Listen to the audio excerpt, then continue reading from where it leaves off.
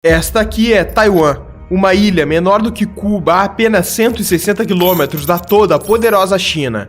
Esses dois países são geograficamente próximos, mas politicamente distantes, o que gera conflitos entre as duas nações. A situação é tão tensa que a própria presidente de Taiwan disse o seguinte: "Não queremos um confronto, mas se vierem, resistiremos." E a China, por sua vez, realiza dezenas e dezenas de invasões ao espaço aéreo taiwanês, sem medo de ser rechaçada. Na prática, as tensões aumentaram ainda mais depois da aproximação da ilha com um país quase do outro lado do mundo, os Estados Unidos da América. E para entendermos por que a China quer Taiwan, temos que voltar um pouco na história.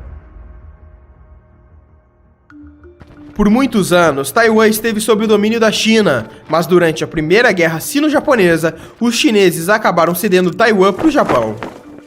Nesse meio tempo, a China, uma civilização milenar, governada por diversas dinastias diferentes, viu nascer dois partidos políticos que passaram a rivalizar entre si. O Partido Nacionalista, também conhecido como Kuomintang, e o Partido Comunista. Esses dois partidos deram início à Guerra Civil Chinesa, mais ou menos na mesma época que explodia a Segunda Guerra Mundial na Europa. E com a entrada do Japão na guerra, houve uma espécie de trégua na Guerra Civil Chinesa, e os chineses basicamente focaram seus esforços em combater os japoneses, que tentavam expandir para o oeste e invadir o imenso território chinês, um de seus vizinhos mais próximos. Com o fim da Segunda Guerra Mundial, marcado pela rendição do Japão em 1945, o Japão foi obrigado a ceder Taiwan, que passou novamente ao domínio dos chineses, mas esse domínio duraria pouco. Também com o fim da Segunda Guerra, a Guerra Civil Chinesa voltou a ser travada, culminando a Revolução Comunista de 1949, liderada pelo Partido Comunista de Mao Tse-tung, que fundaria a República Popular da China e expulsaria os membros e simpatizantes do Partido Nacionalista para longe do território. Mas eles não foram tão longe assim. Os membros do Kuomintang acabaram indo parar em Taiwan e resolveram continuar o seu governo na ilha, e desta forma proclamaram Taiwan a verdadeira China. O problema é que a outra China fez o mesmo. E desta forma, quando as duas Chinas surgiram no mapa, a União Soviética prontamente apoiou a China comunista, enquanto os Estados Unidos apoiaram Taiwan. A China continental passou a ser chamada de República Popular da China, enquanto Taiwan passou a ser chamada de República da China. Sim, esse é o nome oficial de Taiwan até hoje. E tudo isso se transformou num grande conflito geopolítico, especialmente pela localização estratégica de Taiwan.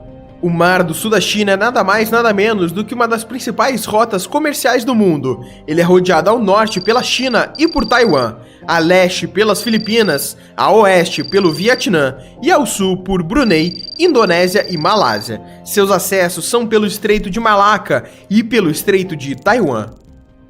Dessa forma, o Mar do Sul da China é um ponto extremamente estratégico, não apenas para os países asiáticos, mas para o mundo inteiro, especialmente porque, além de ser uma das principais rotas comerciais do planeta, ele também possui altas reservas de petróleo e gás natural.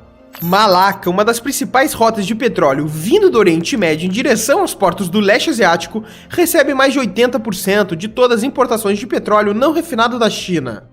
E mais da metade da frota de comércio global passa pelos seguintes estreitos: Malaca, Sunda e Lombok.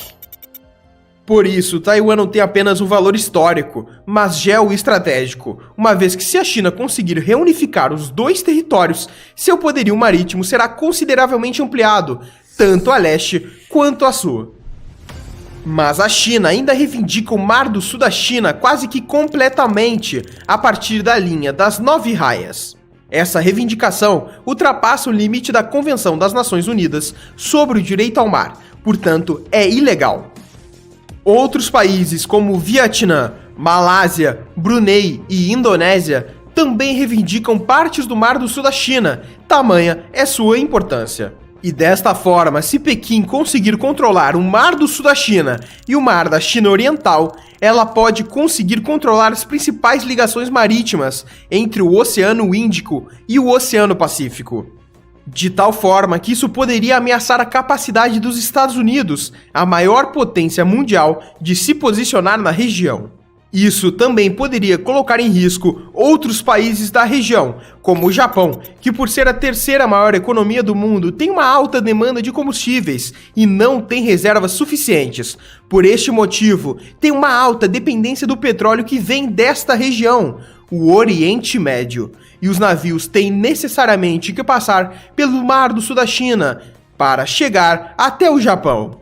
Mas esses conflitos entre China e Taiwan também têm a ver com o fato da China estar caminhando para se tornar a maior potência mundial. Estima-se que até o fim dessa década, o país ultrapasse os Estados Unidos, se tornando a maior potência global, e várias coisas fazem parte desse processo. Uma delas é a questão tecnológica. Entre as décadas de 60 e 90, Taiwan, Singapura, Coreia do Sul e Hong Kong passaram por um rápido e expressivo processo de industrialização.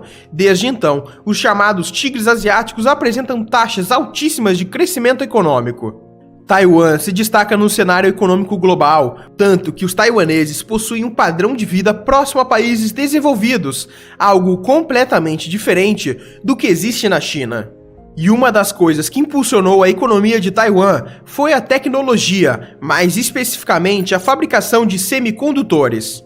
A ilha é o maior fabricante do mundo, responsável por quase 85% da fatia desse mercado. Essa seria uma das razões para Taiwan estar na mira dos chineses, que assim como tantos outros países, depende profundamente dos semicondutores para abastecer as indústrias de tecnologia e inteligência artificial. Mas para isso, Taiwan tem uma carta na manga, o dito escudo de silício, um termo utilizado para explicar como essa dominância do mercado de semicondutores faz com que a China possa hesitar em tomar o país à força. Os custos de se iniciar um confronto com Taiwan remetem ao princípio da destruição mútua assegurada. O princípio dizia respeito a uma possível guerra nuclear entre Estados Unidos e União Soviética, da qual não haveria um vencedor. Um ataque por qualquer parte seria fatal para as duas.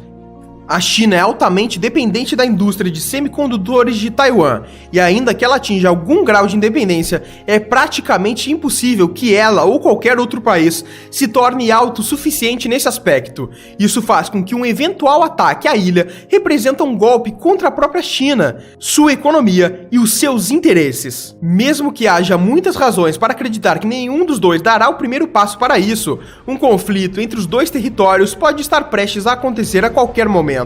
Segundo Chiu Kuan-cheng, a China já teria capacidade militar de invadir Taiwan, mas que até 2025 poderia aumentar ainda mais o seu poderio militar. Enquanto isso, Taiwan está avaliando um projeto de lei bilionário para construir mísseis e navios de guerra. A China tem tentado fazer no Oriente algo similar ao que os Estados Unidos fizeram no Ocidente, quando estavam tentando impor sua hegemonia como uma superpotência. Parafraseando John Dee, teórico das relações internacionais americano, não basta que um país cresça e se torne uma superpotência. Deve-se garantir que nenhuma outra superpotência atinja um poder regional e tome seu lugar no globo.